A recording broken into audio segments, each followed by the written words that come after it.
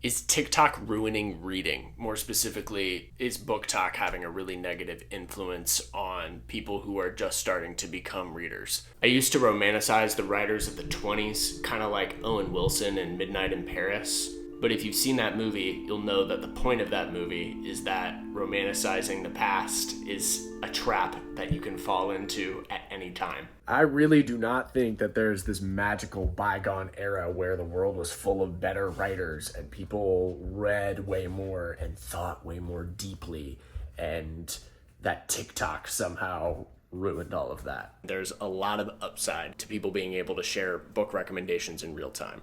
I will say that the only negatives that I see on BookTok are just things that are negatives about the internet in general. And those are that misinformation can be spread super easily.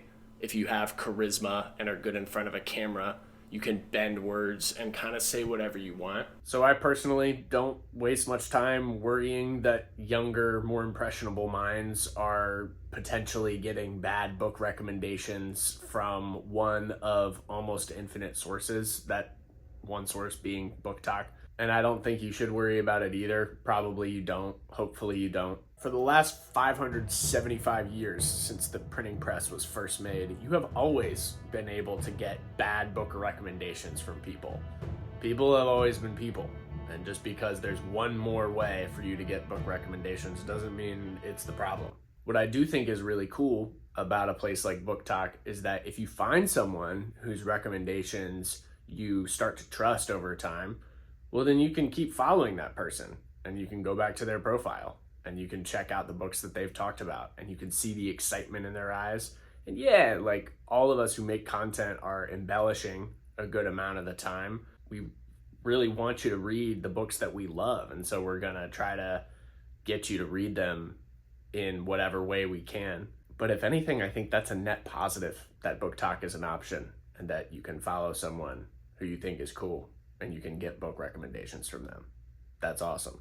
What I'm most interested in is what is becoming of our imaginations and what relationship does that have with the present moment, which is a topic that I could probably make a whole separate 30 or 40 minute video about, but I'll just sort of leave you with this. With the amount of content there is out there to consume, Like this very video. and with how stuck most of us feel in our lives, the vast majority of people, myself included, on the majority of days, don't allow room to imagine a life completely separate from our own. And that is one of the most beautiful things about fiction when it's working at its best. It locks you into the present moment of the story and helps you imagine what it's like to be someone else. Okay, so to sum up, I am very solidly in the camp of people who think that if you're reading stories about people, if you're empathizing with a character, or if you're just having a good time reading, that's great and should be celebrated. I don't care where you're getting your book recommendations, and certainly one book recommendation source is not ruining reading for everybody. I hope this video finds you well. I hope you're in a good reading groove. Thanks for watching, and I'll see you in the next one.